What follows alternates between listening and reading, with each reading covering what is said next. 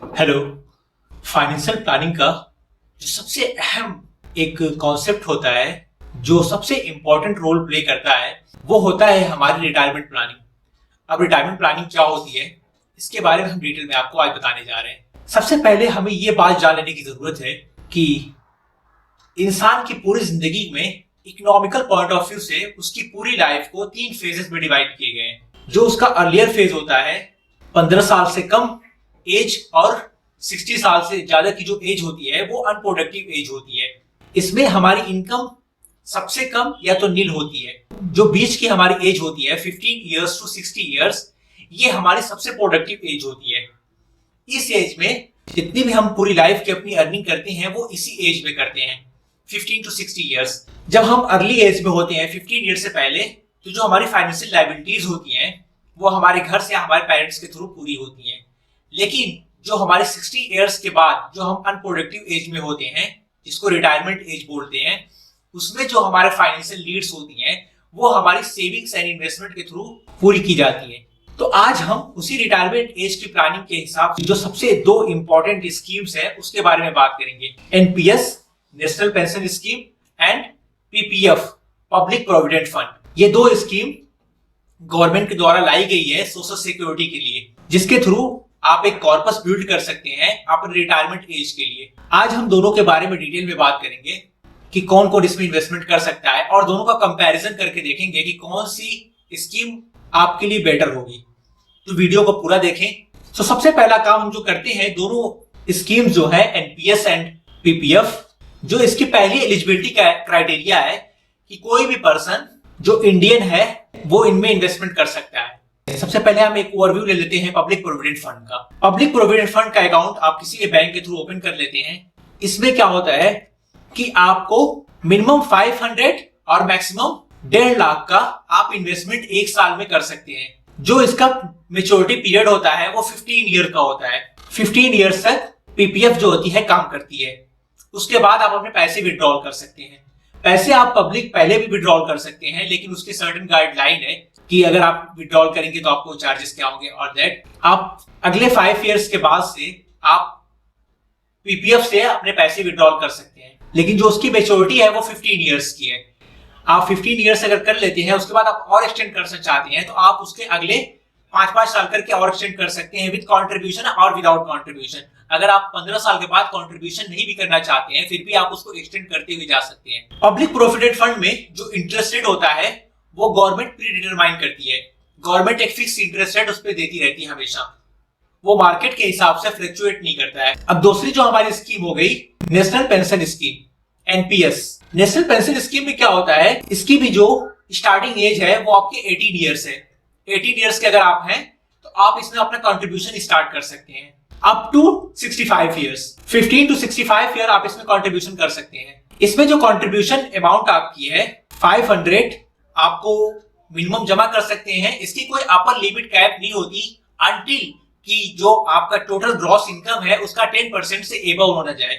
NPS को national pension regulatory and development authority manage करती है। जैसे शेयर मार्केट को सीबी रेगुलेट करता है, सारे बैंकिंग्स को आरबीआई रेगुलेट करता है, वैसे पेंशन स्कीम जो होती है एनपीएस, इसको जो रेगुलेट करता है pension fund regulatory and development authority, PFRDA इसको रेगुलेट करता है। इसमें जो आपकी मिनिमम एज होती है वो 18 इयर्स और मैक्सिमम 65 इयर्स तक आप इसमें इन्वेस्टमेंट कर सकते हैं। ये एनपीएस का जनरल ओवरव्यू हो गया। अब चलिए ये चार्ट को देखते हैं। इस चार्ट के थ्रू हम इसको डिटेल में देखते हैं कि दोनों एक दूसरे से कैसे डिफरेंट है और क्या क्या इनमें सिमिलरिटीज है। तो सबसे पहले जो सिमिलरिटीज आपको दिख रही है, जैसे हु कैन इन्वेस्ट, दोनों में इंडियन सिटीजन 18 से 60 साल की एज तक का कोई भी इंसान इसमें इन्वेस्ट कर सकता है। पीपीएफ में आप माइनर के नाम से भी अकाउंट ओपन करा सकते हैं एज ए गार्जियन बन के, लेकिन एनपीएस में ये रूल नहीं है। दूसरा पॉइंट है what is the maturity period. PPF की जो मैच्योरिटी पीरियड होती है 15 साल का होता है, लेकिन आप उसको एक्सटेंड कर सकते हैं अगले 5 इयर्स करके। 15 साल के बाद 20 साल कर सकते हैं, 25 साल, 30 साल आप उसको एक्सटेंड कर सकते हैं 5-5 साल के फॉर्म में। वैसे ही एनपीएस का होता है, एनपीएस की जो मिनिमम एज होती है 18 ईयर से एबव होती है और आप इसको 60 इयर्स तक इन्वेस्ट कर सकते हैं। आप इसको और भी एक्सटेंड कर सकते हैं until the age of 70। Okay, तो जो हमारी अगली पॉइंट है what is the investing limit. इसमें इन्वेस्टमेंट लिमिट क्या होती है, जो हमने पिछली बार बात किया है कि दोनों की जो मिनिमम इन्वेस्टमेंट लिमिट है। अब यहाँ पे एक मेजर फर्क है, पीपीएफ में आपको एनुअली 500 मिनिमम आपको डिपॉजिट करना है प्रोविडेंट फंड अकाउंट में, लेकिन एनपीएस में क्या है कि आपको मंथली 500 एनपीएस अकाउंट में डिपॉजिट करना कंपलसरी है। 500 दोनों का है, उसका पीपीएफ का एनुअल आपको 500 डिपॉजिट करना है, एनपीएस का आपको मंथली 500 रुपीज आपको करना है। पीपीएफ की मैक्सिमम अपर लिमिट जो है, एक साल में आप 1.5 लाख से ज्यादा अपने पीपीएफ अकाउंट में नहीं डाल सकते। अगर उसके ऊपर आप डालते हैं तो आपको उस पर कोई भी इंटरेस्ट नहीं मिलेगा। लेकिन एनपीएस में ऐसा कुछ नहीं है, कोई अपर लिमिट नहीं है, आप जितना चाहे उतना उसको ऐड कर सकते हैं अनटिल की जो आपका इन्वेस्टमेंट है वो आपकी ग्रॉस इनकम का 10% से एबव ना जाए। अब चलिए बात करते हैं इन दोनों के टैक्स बेनिफिट की। दोनों अंडर एटीसी के अंडर में आते हैं, जिसमें आप 1.5 लाख का इनकम टैक्स क्लेम कर सकते हैं। पीपीएफ क्या होता है, एग्जेम्प्ट कैटेगरी में आता है। इसमें आपको बाय सेल पे दोनों पे भी आपको कोई टैक्स देना नहीं पड़ेगा। एनपीएस को हम अंडर 80 सीसीडी हम एडिशनल 50,000 का टैक्स क्लेम कर सकते हैं। अगला जो पॉइंट है, क्या हम प्रीमेच्योरली विड्रॉल कर सकते हैं। पीपीएफ को आफ्टर कंप्लीटिंग 7 ईयर हम पीपीएफ में से अपना फंड विड्रॉल कर सकते हैं। पीपीएफ में आपको एक ऑप्शन और भी मिल जाता है, आपकी 3rd से लेके 7th ईयर तक आप पीपीएफ के अगेंस्ट लोन भी ले सकते हैं, जिसपे आपको कोई इंटरेस्ट देना नहीं पड़ेगा। जो आपका इंटरेस्ट पीपीएफ अकाउंट में मिलेगा वो इंटरेस्ट उसमें से नहीं मिलेगा, बस जिस ड्यूरेशन में आप लोन लिए रहेंगे। एनपीएस में ऐसा कोई रेगुलेशन नहीं है। एनपीएस को आप अगर प्री मेच्योर विड्रॉल करना चाहते हैं तो इसमें भी ऑप्शन है, लेकिन 10 ईयर कंप्लीट करने के बाद आप विड्रॉल कर सकते हैं।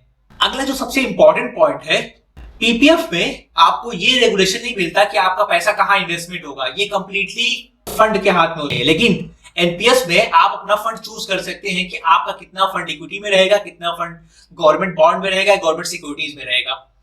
लेकिन उसकी भी सर्टेन लिमिटेशंस है, आप 75% से ज्यादा इक्विटी में पैसा नहीं रख सकते। आपका मैक्सिमम एलोकेशन जो होगा वो 75% होगा। अब दोनों के रिटर्न की बात कर लेते हैं कि दोनों में रिटर्न क्या होता है।